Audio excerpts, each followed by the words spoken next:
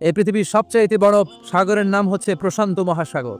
আর এই প্রশান্ত মহাসাগরের সবচেয়ে গভীরতম জায়গার নাম হচ্ছে মারিয়ানা ট্রেঞ্চ।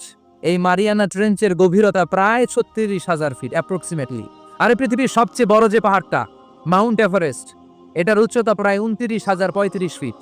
তাহলে মাউন্ট এভারেস্টকে আস্ত তুলে ধরে এনে প্রশান্ত মহাসাগরের সবচেয়ে গভীর জায়গা মারিয়ানা ট্রেঞ্চের উপর যদি ছেড়ে দেওয়া হয়, পুরো পাহাড়টা পানির নিচে তলিয়ে যাবে। তার উপরেও আরো পানি থেকে যাবে প্রায় 7,000 ফিট। এই পৃথিবীর দ্বিতীয় গভীরতম মহাসাগরের নাম আটলান্টিক মহাসাগর, যেটার সবচাইতে গভীর জায়গার নাম পোর্টোরিকো। এই পোর্টোরিকোর গভীরতা প্রায় 33,000 ফিট। গোটা পৃথিবীতে স্থল হচ্ছে মাত্র 30 ভাগ, 70 ভাগ হচ্ছে জল।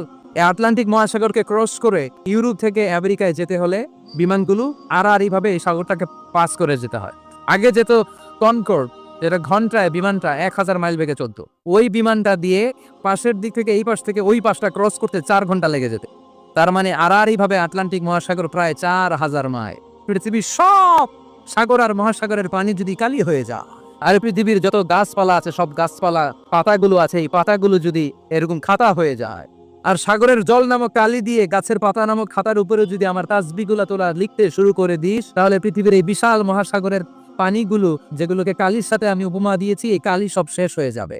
পৃথিবীতে যত গাছের পাতা আছে, যেগুলো দিয়ে তুই খাতা বানালি, খাতাও ফুরিয়ে যাবে। ফুরাবে না, শুধু আমার প্রশংসা চিৎকার করে বলেন ঠিক কিনা?